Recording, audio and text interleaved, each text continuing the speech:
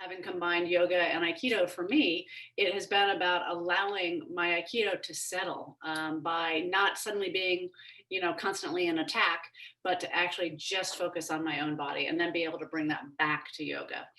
And in particular, for those of us who are on the call who may be instructors or doing our own solo practice during the pandemic, there's a real nice connection between Aikido and yoga that people might not know about. There was a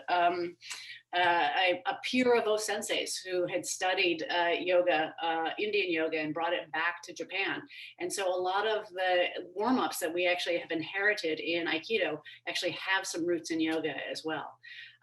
So I am super excited with that to pass this class along to Nikki Calonge. I'm saying it right? Thank you, yes. Nikki trains and teaches at Brooklyn Aikikai, and also just has a really lovely presence teaching yoga online, as well as at different yoga studios around New York, and really has a nice way of blending many of her practices together. So I'm super excited about how she's going to present yoga for Aikido today. So take it away, Nikki. Thank you so much, Mallory Sensei. And I'm going to be very explicit about this right in the beginning. You are welcome to turn your camera off. It is a risk to be seen. And if your camera is on, I guess I would just say that because there are so many of us, the consent would be that we are here to witness or witness each other. So you are totally welcome to do one or the other. And I know that eye stuff can be quite strenuous. And then off we go. We will start on our back. We will start on our back in constructive rest. So the detail of that would be that the knees knock in together, the feet are wider than the hips. An option with the upper limbs would be to drape the arms across the chest, just so that we can start on the same sides. The right arm can fall over the left, and already there's a little, it's a little misdirection. We kind of experience the violence of language where this might not be restful for you. But I've heard this pose called constructive rest. And exactly what Mallory Sensei was saying, can this be a place where we settle? If anything ever feels disrespectful or unhelpful to the body, don't do it. You have options, and options make you powerful. There's so much intelligence in this Zoom room, and not just with all the experience that people have through martial arts or any of the other contributing practices, but also through lived experience. So if the arms are draped across the chest, can you find the dimension of the breath here? And that the inhale might find that boundary, that expansion in the front and the back, the left and the right, the east and the west. Yes, exactly. And then everything sort of falls in toward the center. And it would be quite arrogant if I were to say, okay, you got to force it. There can be enough happening without any effort. In fact, anything that we take by effort, we have to keep with effort. Anything we take by force, we have to keep by force. And you might already be experiencing this internal rotation of the thighs. And that might affect spread of the lower back. The hips are a big place. It's like saying the South. Yeah, but are we talking about like Florida or Texas or Georgia? So specifically, can you let this inner spiral of the thighs widen the lower back? Long exhale. Let the arms drop overhead. Catch opposite elbows. You make another little frame for yourself. And when we are on our back, it's an opportunity to let the nervous system settle. All that information that we got from that amazing panel There's residue. There is residue. And then release the elbows, let the palms be face up by the hips. Dare I say, snow angel, the arms down. Okay, like keep the soles of the feet where they are. Let the knees sway side to side. Nice. That's it. And then next time the knees drip over to the right, keep them there. Maybe you have enough enough points of contact to lift that bottom right heel, and it can land or hook over that top left knee. Maybe there's some sensation in the front of that left hip. Something safer for the lower back might be to find the tail, tuck it behind that left knee, or even thrust that front left hip point forward. And you can even take that left hand and guide it onto that left front hip point, the ASIS bone, the anterior superior iliac spine. I don't say that to bring the body into different pieces. I say that to disturb your notion of what the spine can be. So maybe you coax that hip forward and down. The beginning of a back bend, the beginning of a twist. Long exhale, keep the connection of the ankle and the thigh. Bring yourself to a figure four, and then you can let that shape fall into the chest. Okay, these are for the deadlifts, Sam Sensei. You can really find a hug of the legs into the chest. And let's stay with that left front hip point. Give yourself a thumbs up with that left thumb, and then stick it into that hip crease. You can manually coax that hip down and under. Notice if it sneaks up on you. Yes, that's it, Elise. Nice. Your thumb fits in your hip crease. Your tongue fits in your mouth. So you can ask that seat to lengthen under you. You go down and under. Keep the connection of the ankle and the thigh. Return the sole of the left foot down. Then you can take the shape over to the left, right on a high diagonal.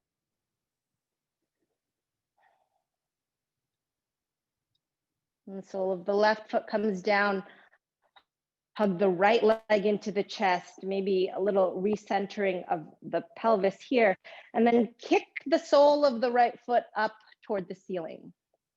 You can open the toes, close the toes, say hello. Yeah, nice. And then soften the knee, big swirls with the knee.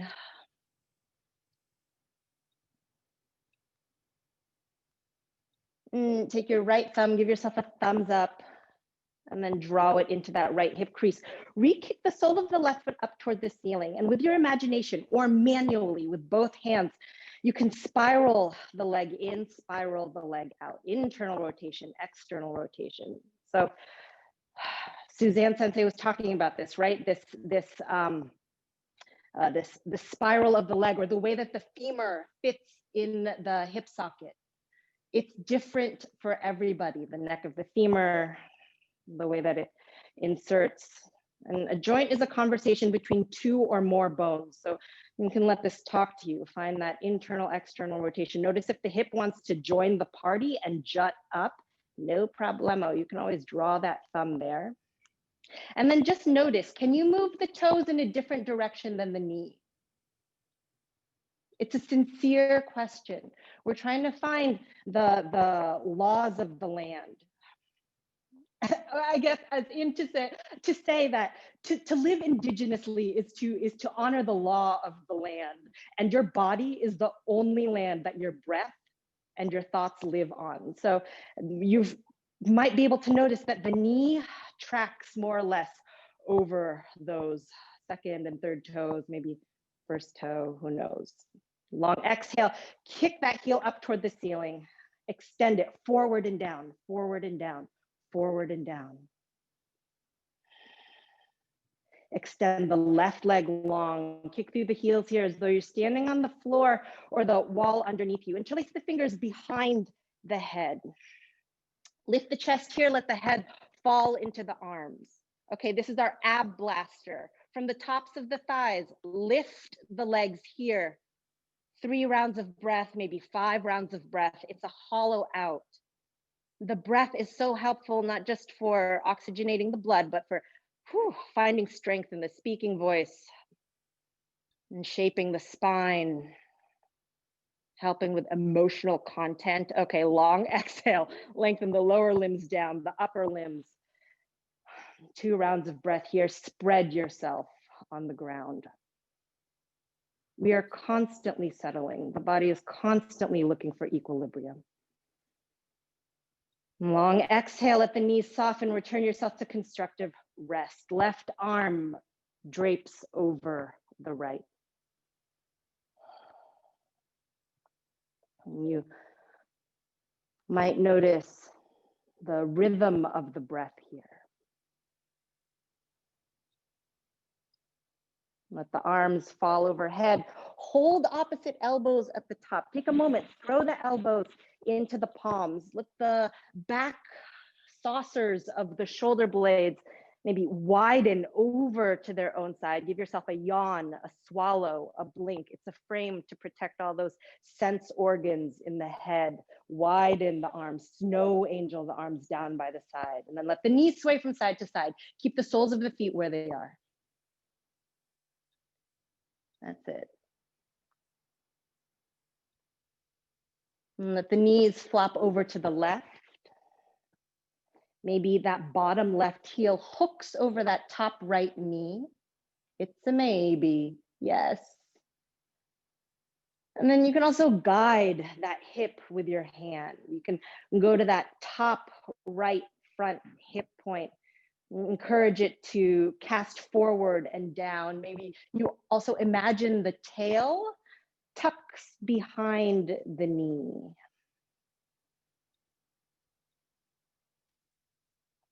And oh my goodness, that concept of ease, right? It's more of an attitude, less of an action. Can this be easy? Sincere question. Keep the connection of the ankle and the thigh. Return the sole of the right foot down. Let this shape fall into the chest. This is our big pigeon. This is our figure 4. Yeah, you can give yourself a big embrace. You can keep yourself warm. Nice. Long exhale, sole of the right foot comes down. Let this shape fall over to the left, or sorry, the right. I have one job, which is to keep track of lefts and rights, and it can be quite tricky. Okay, left arm can come out in a high diagonal, nice. That's it. And return the sole of the right foot down. Hug the left leg into the chest. And then kick that left heel up toward the ceiling. You can open the toes, close the toes, swirl the ankle. Sense of those tiny bones doing those many articulations, and that any actions in the foot affect the actions in the hip. And so this press of the toe, kick of the heel, carve of the outer blade, bounce of the inner arch. And then soften the knee, big circles of the knee. That's it. And hug the left leg into the chest. Take the thumb, tuck it into the left hip crease. With the center of the heel, kick the heel up toward the ceiling, manually or with your imagination. Spiral the thigh in, spiral the thigh out. Like a screw. Nice. Okay, long exhale, extend the sole of the left foot forward and down. Take the right leg, bring it long. Wrap, make a little basket for the head. Hold the back of the head. Lift the legs from the top of the thighs. Bend the right knee. Take the left elbow toward the right knee. Long exhale, switcheroo. Okay, and then this is by request. And so I'm on the clock. We'll be here for maybe 20 seconds. Oh, I don't know, 10. We don't have much time. We got to take our time. And I don't mean go slow. I mean, we have to seize it. You can get on top of your time. All right, brace the legs into the chest. Roll along the spine. We'll make our way to all fours in a moment, but this is ukemi. And so sometimes we kind of pass through this. I'm on the clock still. So this is that stimulation of the back body. This is your vaginal birth, in case you missed it the first time or you took the direct route. You might play with ways that the arms or the palms hold different parts of the shins, the inner ankle. And that you use this shell of the back, the roundedness of the back to take you forward. Nice. Okay, make your way to all fours. Once you're in all fours, round the spine, press it into a cat. Let the spine arch, bring it into a cow. Oh my goodness. I should just say you can also crawl it out. You can also crawl it out. Press yourself forward, prowl yourself back. There's a lot of opportunity to find little crannies and nooks in between. Nice. And then I also want to check and see. Yes, that's it. Okay, next time you round the spine a lot, extend the right leg back. Give yourself a little pulse through the heel. Anchor the back heel down. Pivot on the bottom left knee. Right arm opens up toward the ceiling. It's a side plank. Pour weight into that bottom left hand. Lift the right leg. It's like a half of a half moon. You can find the center of the heel, kick back here. Long exhale, anchor that back heel down. Swim that top arm forward and down. You can repivot on the bottom left knee. Nice. And then lift the right leg. Without lowering or lifting the thigh, bend the knee. Without arching or rounding the spine, take the thigh toward the chest, an invisible thumb in that hip crease. Yes. And then round the spine a lot. You can make room for that foot stepping through toward the right thumb. You can even help it along. That's it. Tuck the back toes, lift the back knee. Long exhale, lengthen that back knee down, and then cup that right armpit over that right knee so that you can throw the right knee into the armpit. That's it. Find the top of that back left foot and drape yourself over that front right thigh. You can let the head be heavy here. Give yourself a yawn, a swallow, a blink. Where is the tongue in the mouth? Where are the eyes in the head? Long exhale, tuck the back toes, lift the back knee. And press into the sole of the right foot, the center of the right heel, the big toe mound of the right foot. You might even watch that inner arch lift. And you find the outer blade of the right foot as well. So now there's a little triangle, 1, 2, 3. The heel, the big toe mound, the outer blade of the foot. Ooh, that's a little Taoism callback. Okay, long exhale, bounce, float the back foot toward the front, standing forward fold. The trinity is doubled. Inhale, half lift, lengthen the spine here. Exhale, drip over the legs. Soften the knees, roll up the spine, let the head be heavy here. Sneak the hands to the lower back, manually. Press those 2 front hip points forward. Wrap the thumbs to those 2 front hip points and then spiral the thighs in, press them down, dive over your thumbs. Yes. Oh, some professionals in this room. Inhale, half lift. Exhale, palms come down. Walk the feet back. Find downward facing dog. You can give yourself a little stroll here. Long exhale, let the knees come down. Once more, tabletop, all fours. It's a frame. Extend that left leg back. Once more, a little pulse here. Nice. Let the back heel open the hip. So as you anchor the left heel down toward the midline, you can open it up, pivot on the bottom right knee, left arm reaches toward the ceiling. It's ukemi. Pour weight into that bottom right hand, lift that left leg. Enjoy the breath here. Long exhale, back leg floats down, swim that right left arm forward and down. And keep looking forward of the fingers. From the back of the left thigh, lift the left leg. Without lowering or lifting the thigh, you find that hinge of the knee without arching or rounding the back. And take the thigh toward the chest, and then make room for it. Round the spine a lot, left foot toward the left thumb. Tuck the back toes, lift the back knee, and then you can lengthen that right knee down and back. Drape yourself over that front left thigh. Fingertips can come forward. Head can be heavy here. And that cup of the armpit over the knee can be like a little ball and mitt fit, a little hello to that elephant graveyard of the armpit. You massage yourself, you fit yourself. Your eyes fit into your head. Nice.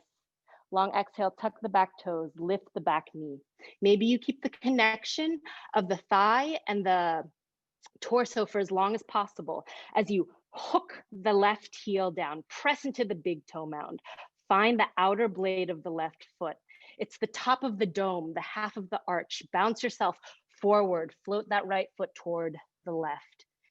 Inhale, lengthen the spine here. Exhale, forward fold. Take your time, roll up the spine. And then when you reach the top, you can let the palms press into the lower back. This thrust forward, this long back bend. Wrap the thumbs to the fronts of the hips. Use the thumbs to spiral the fronts of the thighs in and down. Dive over the thumbs. Inhale, lengthen the spine here. Exhale, palms come down. Make your way to a downward facing dog. And then this is the choose your own adventure situation. You can feel free to stay here. This is more than enough to find some sustainability in this triangle, the trinity: strength, structure, stability. For anyone who wants to play with bringing weight into their hands, you can jump the feet forward, jump the feet back, jump the feet forward, jump the feet back. Everyone has different needs in this class. Everybody has different desires in this class. Go Thea, that's it. Nice. And when you're satisfied, bring yourself to a downward facing dog. Long exhale, knees soften, all fours. A prowl, a sway, an arch, a round. Bring yourself somewhere in the middle. Tuck the left toes, extend the right leg back. Lift the right leg. Without lowering or lifting the thigh, bend the knee. Without arching or rounding the spine, thigh toward the chest. And then press into the palms. Lift the spine toward the ceiling, the sky, whatever is above you. Press the right foot toward the right thumb. Tuck the back toes. Lift the back knee. Cup that right armpit over that right knee. And then reach the arms forward and up, forward and up. Oh, we made it. Okay. Another choose your own adventure. Either guide the hip open by bringing the heel down, or opening the left hip over to its own side. So it's a little bit of a question, right? You can say, okay, I'm going to guide the hip through the heel, or I can barn door style it, where I open that left hip over to its own side, you know, through the hip. Okay, unbend that right knee. Quarter turn that right foot so that it's facing the long edge of the mat. Thumbs into the crease of the hips, dive yourself forward and down, bend one knee and the other, one knee and the other. And the stir of the thighs inside the hips. And then return the right toes forward to the short end of whatever you're on. Lift that back heel. Keep that left hip open. If you have a block, or if you have some support underneath that right hand, you can shift your weight onto that right foot, all three corners of the right foot. It's a little half, or no, yes, it is a half moon, but it's the full half moon instead of the half moon that we were doing to honor the longest night of the year. All right, with your imagination, or from the center of that left heel, close the hip. Left hand comes down. Soften that right knee as much as it takes. Long exhale, left foot meets the right. It's a standing forward fold. Inhale, lift here. Exhale, drip over the legs. Roll up the spine, let the palms press into the lower back. Long curve here. You can arch over yourself. The potential of the front lifts. Wrap the thumbs to the inside. You find that crease, dive it forward and down, forward and down. Inhale, half lift. Exhale, palms plant down. Take the feet back, Adho Mukha Svanasana, downward facing dog. Long exhale, knees come down, unless you wanted to do more jumps. And then extend the left leg back. Give yourself a little pulse here. And from the top of the left thigh, lift the left leg. Without lowering the thigh, bend the knee, without arching or rounding thigh toward the chest. And then round the spine a lot, left foot toward the left thumb. Tuck the back toes, lift the back knee. Step into the left foot, reach the arms forward and up, forward and up. Guided by the hip or the center of the heel. Anchor that right heel down, or you can really emphasize the opening of the hip. And quarter turn the feet so that you're on the long edge. It's a construct. I'm sorry, I just use a mat. Take yourself forward and down. And then bend one knee in the other, one knee in the other.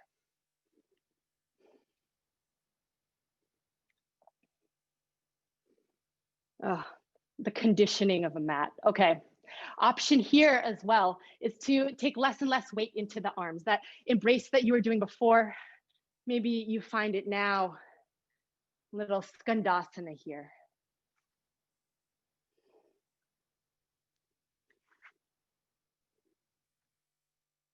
And so the feet come down, drip over the legs. This time the left foot pivots forward.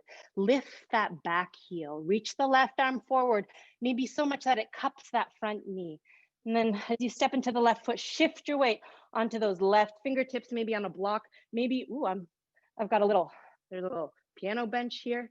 Any piece, any amount. Close the right hip. Center of the chest looks forward and down. Fold over that standing left leg. Long exhale, right foot kicks forward and down, forward and down. Inhale, lengthen the spine here. Exhale, drip over the legs, roll up on empty, on empty. As you inhale, press the hips forward. And then let the thumbs slide to that inner crease. Dive yourself forward and down. Stay in a forward fold. Maybe you hold opposite elbows here. Maybe you let the head dangle down.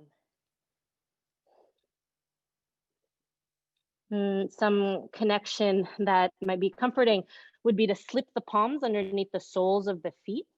Maybe the toes tickle the wrists here. And as you soften the knees, see if you can identify those butt bones. Those like marbly protrusions, at the bottom of or where we sit, the tuberosities, the tubers, the roots. And as you soften the knees, lift those butt bones up toward the ceiling. Yes. And drip over the legs. And let the seat come down. Give yourself a little embrace here. We can call it a seated child's pose. And keep the right arm hugging the legs. Take a peek over the left shoulder. And then switcheroo. Embrace with the left arm. Right hand can post up behind you.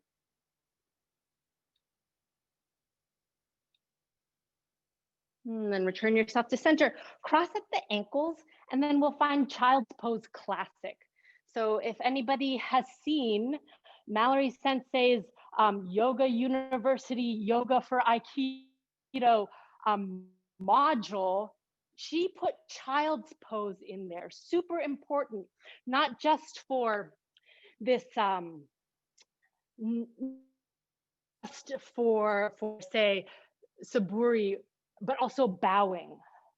So reach the palms forward, tent up on the fingertips, carve the armpits in, widen the collarbones over to their own side. You can give yourself a little canoe action with the chest. So one armpit dips down and the other.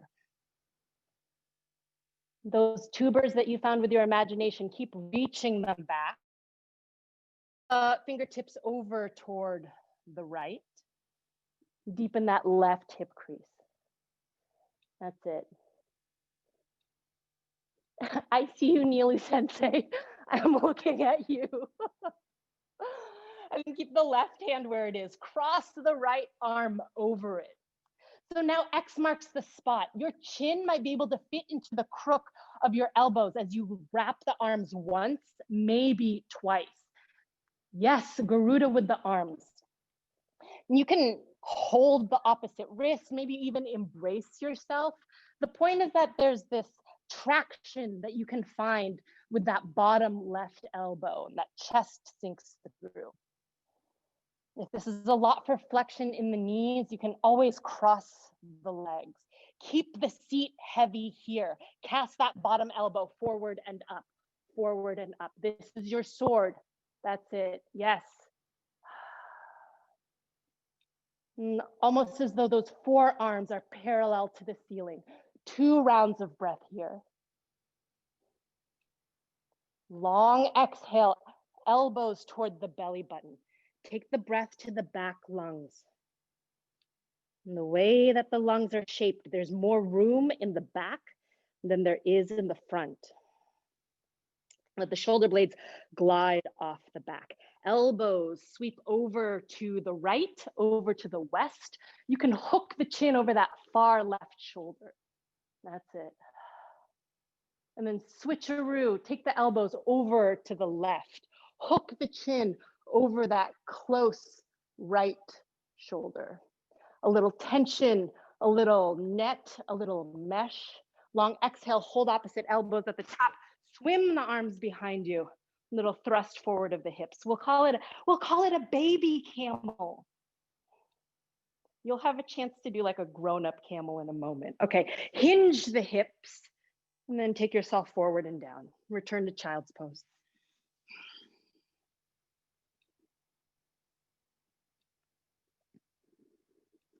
Tent up on the fingertips, lift the elbows. Find that center pocket of the armpits, wrap them in. All major joints, wrap in. All roads lead to Rome. All dogs go to heaven. We're just looking for the law of the land. Walk the palms over toward the left. Maybe you breathe into the left side right side waist, right side lungs. Keep deepening that right hip crease. Keep the right hand where it is. Left arm sweeps over it. So now X marks the spot. We've done a little crossed reference here. Wrap the arms once, maybe twice. An embrace is more than enough. That bottom elbow, contraction forward. And you find the heft of the pelvis here. You can exert change through passiveness. You can let the hips be heavy, ground yourself down. Let that bottom elbow cast forward and up, forward and up. It's the inner spiral of the thighs. Yes, Lisa Klein Sensei. The forearms might look for the ceiling, the lighting above you.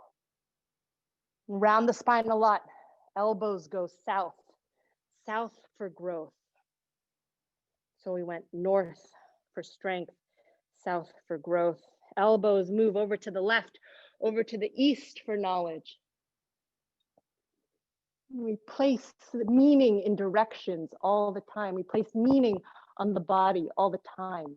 Ask anyone about names of marma points, nadis, or meridians. And take the elbows over to the west, over to the right. Hook the chin over that close right shoulder. Little filtering quality, a little tension here. Yes. Return yourself to center. Hold opposite elbows. For a moment, those forearms are handlebars. So lift your shoulders, your arms, your entire arms off your back. And release the ball of the elbows. Palms can come behind you. Another thrust forward of the hips here. baby camel.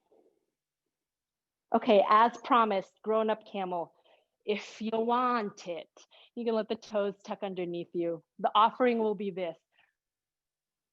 Oh, Thea's on the case. All right, palms can come to the lower back. You press yourself over the hips.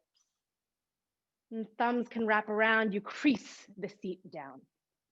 And press yourself over the legs. And then you can bring yourself forward and down. So you can play with this to any degree that you wish. If there's a place that is asking you to stay, go ahead. I know some folks might have experience with holding the tops of the heels. And then when you're satisfied, when you've had enough, cross at the ankles. Bring the seat down, lengthen the legs underneath you. Return to your back. Hacia el comienzo. Return to the beginning. Oh, that's not me. That's not, and that's Octavio Paz from the poem Madrigal. Return to the beginning. A few moments of rest here. Option to let the soles of the feet come together. Knees can bow out. Maybe some padding underneath the thighs or the outsides of the hips. We're constantly settling, constantly looking for equilibrium. That's it.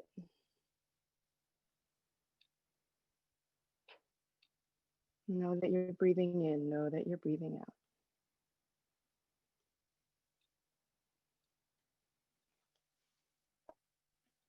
And 3 more rounds of breath, wherever you are. If you are fortunate enough to have a pet or a non-human friend with you, cherish. And find that midline, the front of the spine, from the perineum, the front of the spine, out through the top of the head. If you want to trace it through front landmarks, it's the pubic bone, the navel, the sternum, the nose. From that center line, fold yourself over to one side.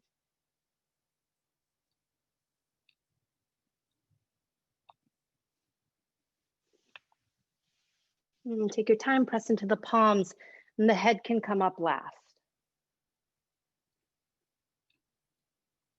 And give yourself a yawn, a swallow, a blink, and a moment of gratitude for being here, for those who make the yoga possible, and for yoga itself. Good work, everyone.